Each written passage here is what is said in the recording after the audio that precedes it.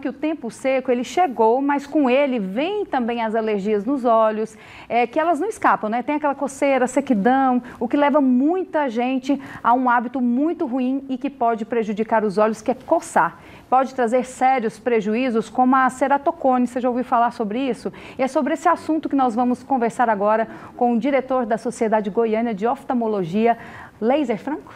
Isso mesmo. Seja bem-vindo, doutor. Seja Obrigado. bem-vindo para esclarecer aqui com a gente um assunto tão importante e pouco falado, né? Obrigado, Mônica. Boa tarde a todos. O ceratocone realmente é um problema que a gente está tentando trazer o conhecimento para a população. Uma vez que a gente conhece o problema, é mais fácil da gente prevenir e de tratá-lo. Uhum. O ceratocone, ele é uma distorção que ocorre na córnea. Uhum. A córnea é a primeira lente do nosso olho. Certo. Então, quando a luz vai entrar, né, pelos nossos olhos, a primeira lente que ela passa é a córnea. A pessoa que coça muito os olhos, a córnea vai desenvolvendo uma distorção dela. E essa distorção leva a uma distorção da imagem. Então, isso é mais comum em crianças na faixa de 8 a 10, 12 anos de idade e adolescentes.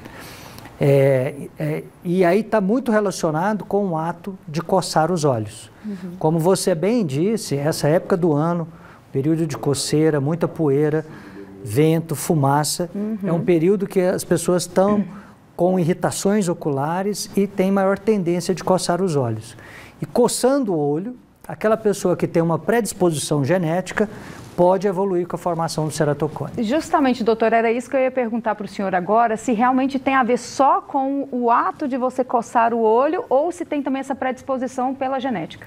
Existe uma predisposição pela genética, então os pais, parentes próximos que têm ceratocone, às vezes têm uma tendência maior a desenvolver, mas hoje está muito claro que o hábito cultural, né, ambiental, o fato de coçar excessivamente os olhos, às vezes de dormir em cima do olho, pode levar também a agravar o problema e iniciar o problema.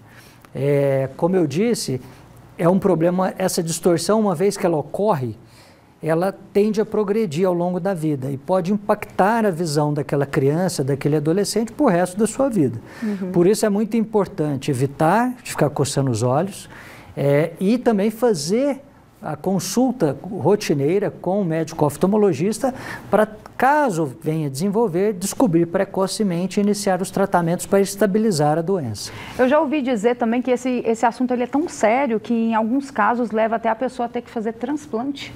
É isso mesmo? Sim. Hoje em dia, com os tratamentos mais modernos que nós temos, a incidência de transplante diminuiu bastante.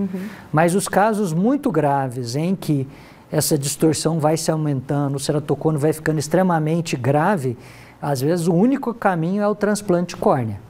O transplante de córnea, hoje a gente enfrenta uma fila longa, é uma cirurgia que tem riscos envolvidos, ela pode ter rejeição e a pessoa pode levar, inclusive levar a perda total da visão.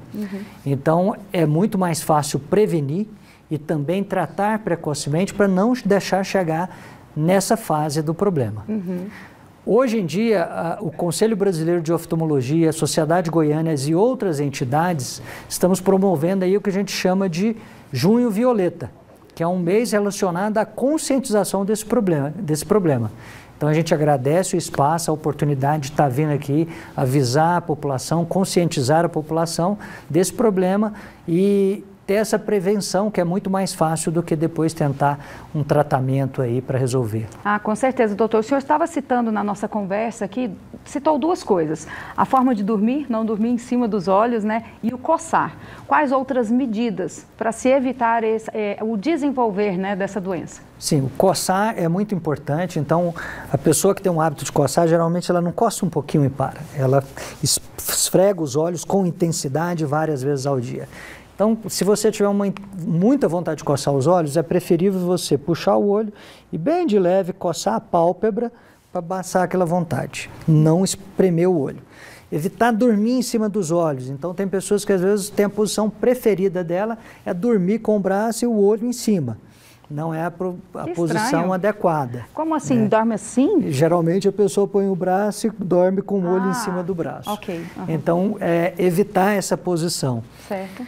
As pessoas que têm alergia ocular devem buscar fazer o tratamento dessa alergia justamente porque a alergia vai levar à tendência de coçar.